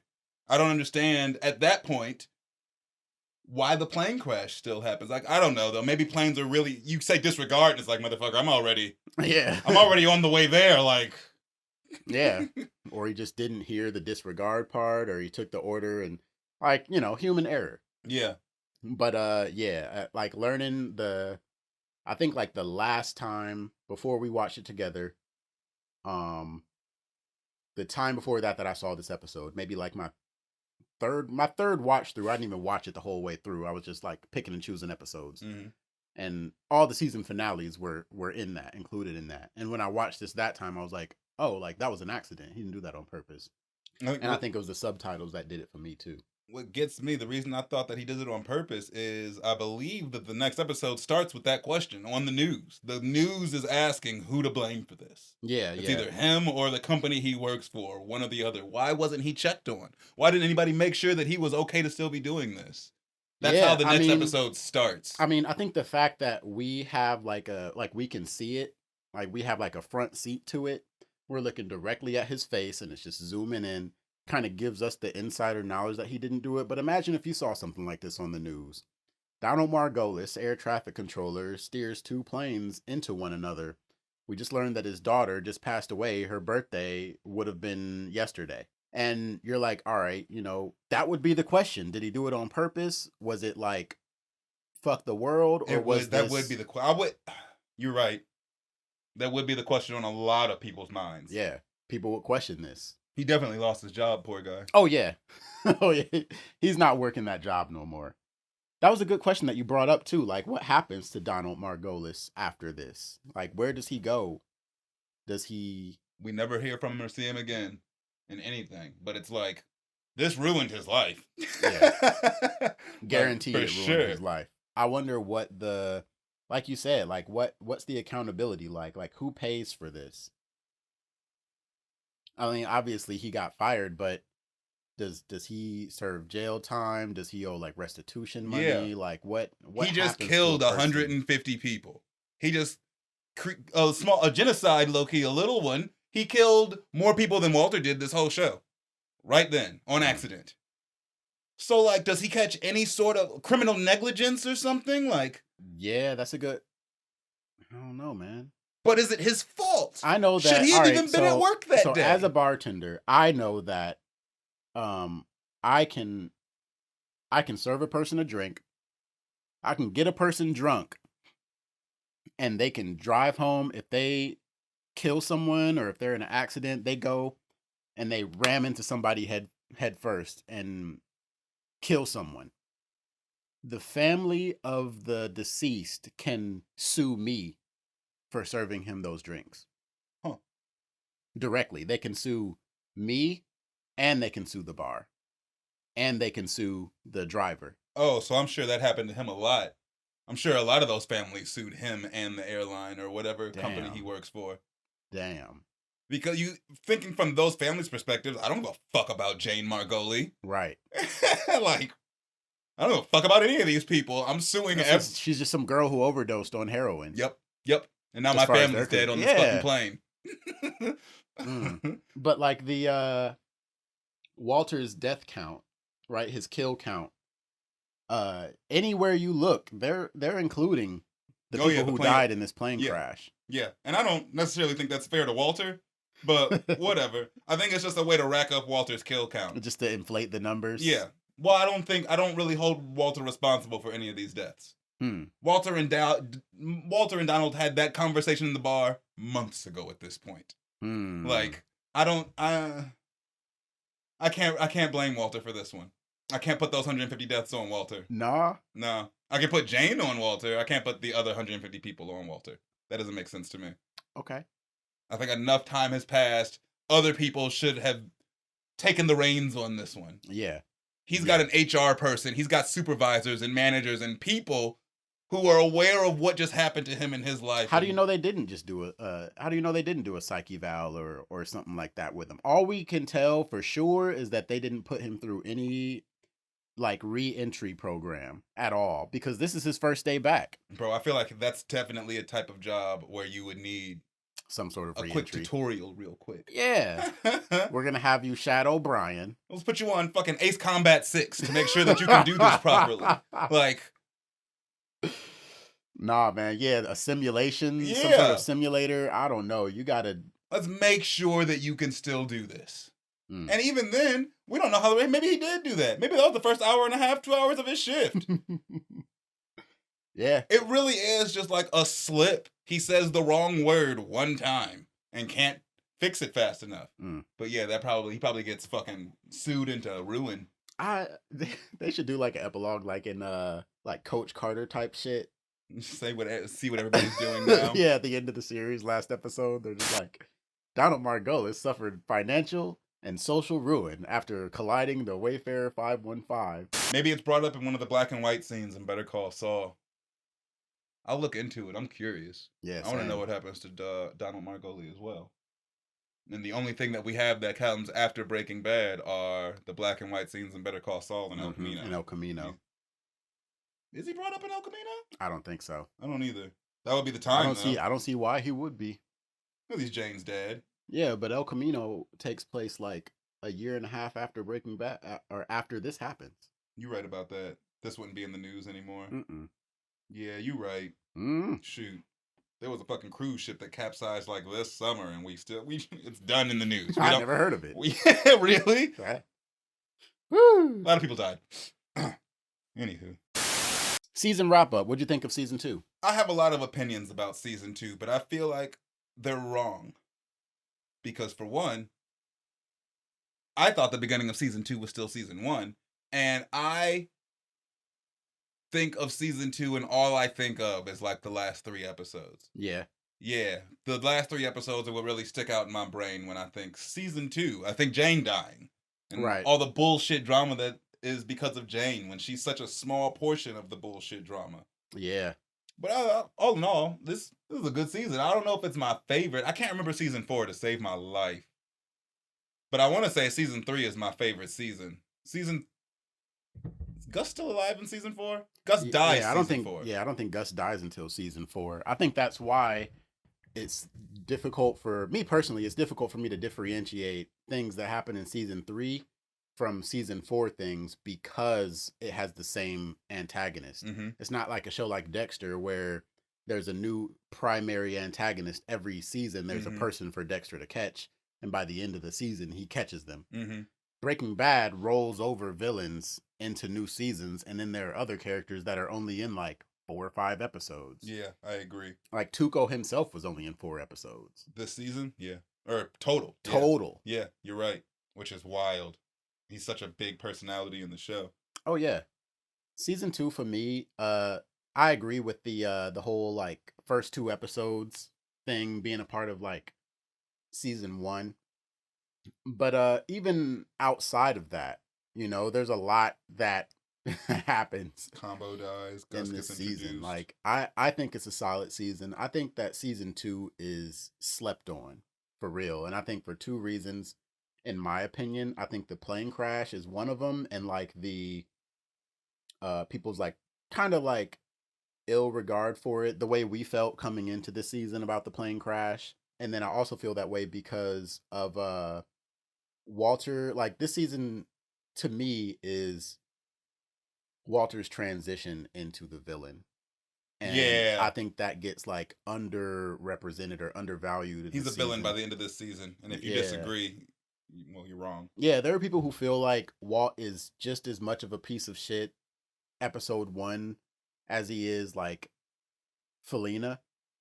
And I understand that point of view, but at the same time, there are I little kinda feel that way. there are Yeah. little clues that are dropped throughout season 1 and in season 2 that give you hints as to like who Walter is and what he believes in, what he is or what he thinks he is and isn't willing to do.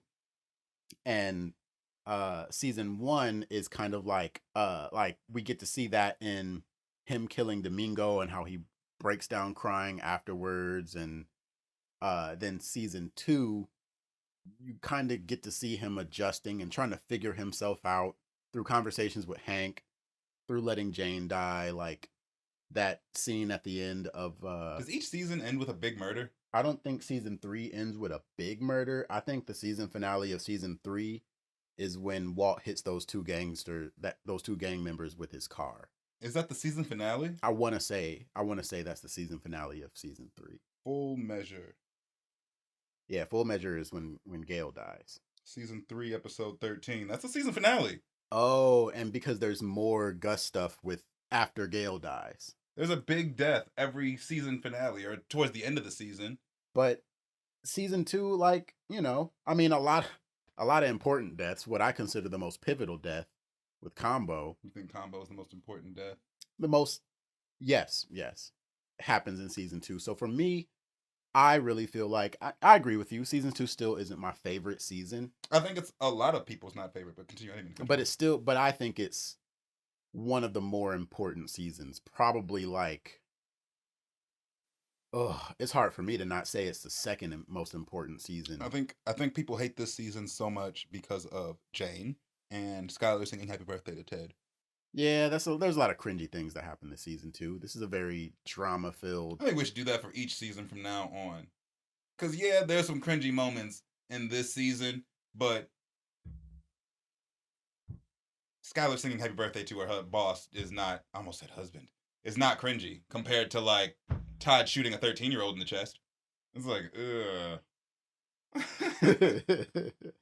I think that a lot of plot, like I feel like season 2 is written so tightly. Like season 1 had a couple of things where there were plot lines that might have been left open. Like one of the ones that I can think of is Klepto Marie. I guess like the little girl who found the gas mask, they wind up finding that mask, but I don't know if that really ever like resolves itself in front of us or anything like that.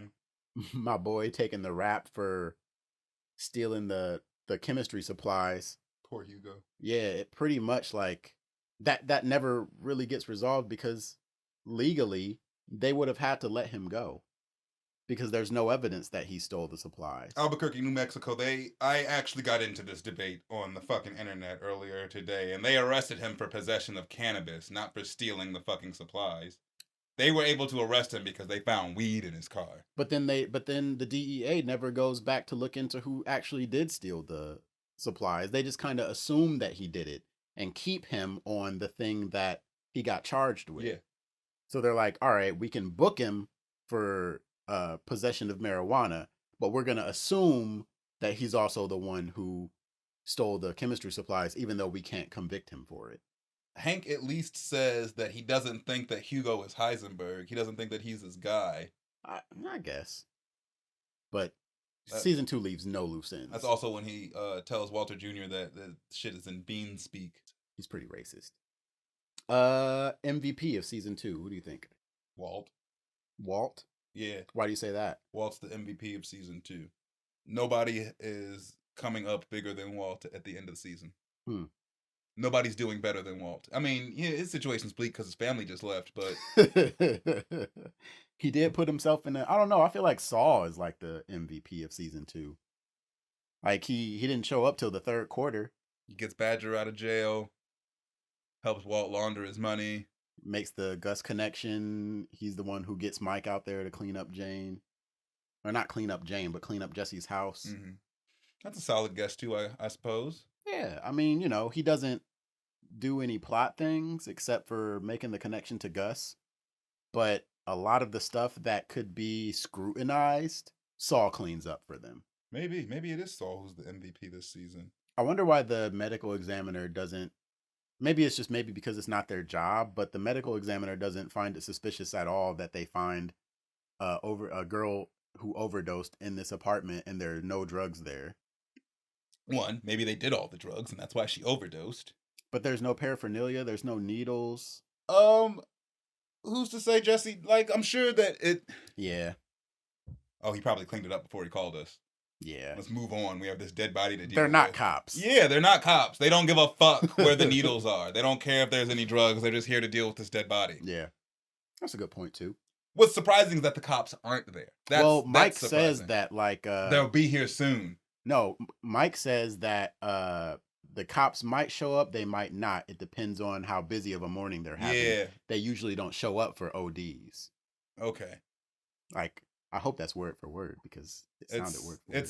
It's close. That's what he said. Yeah, I remember. So they gave an explanation as to why the cops might not show up, and then they didn't. So we can assume that Mike was right. Because if the cops had shown up, it probably would have been different. Because the cops would have wanted to know where the drugs and paraphernalia were. Yeah.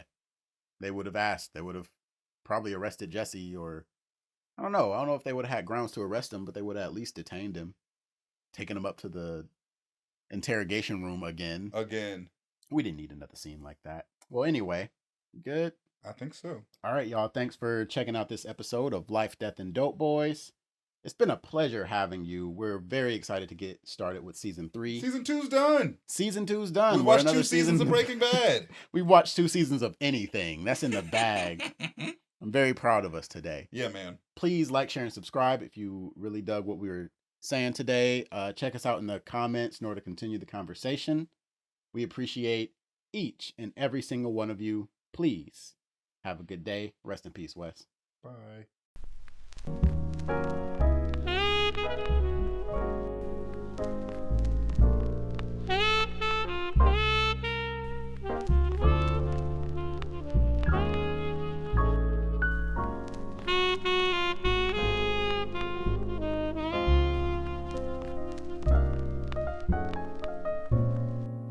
Thank you.